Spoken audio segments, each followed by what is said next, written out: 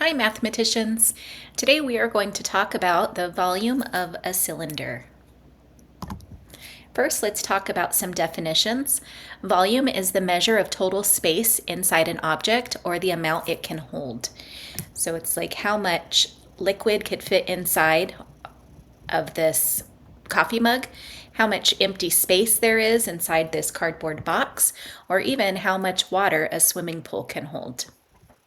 A cylinder is a three-dimensional shape with parallel sides and a circular cross-section. So the top and the bottom are circles, and then the sides are parallel. If we wanted to find the volume of a cylinder, first we would need to find the area of the circular base.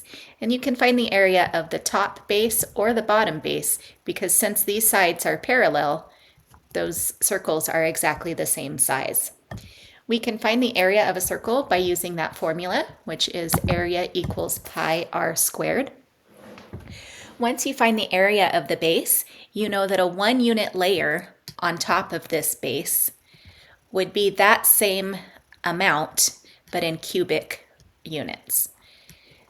So for each unit in height, it would increase by that same number of cubic units. So whatever the area is of this base, we can put blocks in there. And then if we were to do another layer, then we would have the area of that circle base times 2. If we put another layer, we would have the area of that circular base times 3. And then if we were to put another layer, we would have the area of that circular base times 4, and so on as you keep going up. So you can kind of see that you can fit however many layers in here as the cylinder is tall. So if you know the height, h, of that cylinder, you can simply multiply that number, the area of the circle, by that height, because that's how many layers would fit inside of the cylinder. So that brings us to the formula.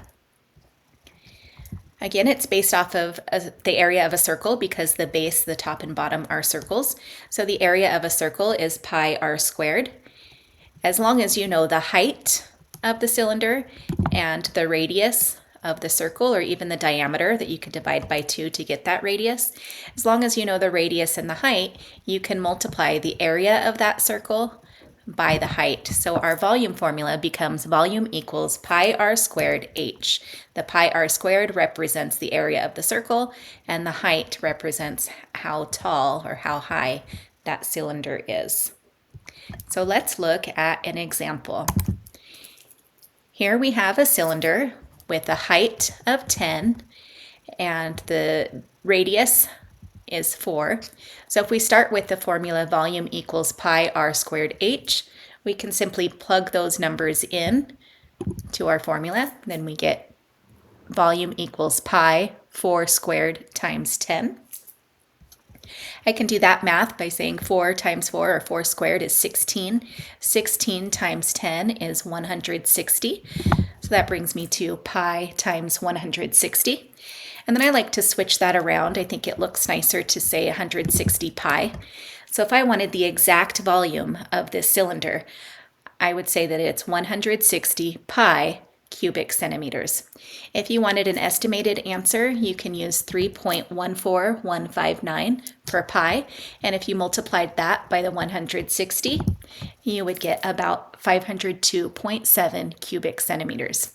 Our unit is cubic centimeters because it's talking about how many cubes that are 1 centimeter tall would fit inside of this. And so if I actually had a cylinder that was these dimensions, and I had some centimeter cubes, if I laid them in there nice and neat, I would be able to fit 502 of them and have just a little bit of space left over. All right, that's your lesson for today. I hope you enjoyed. Thanks for watching, and I will see you next time.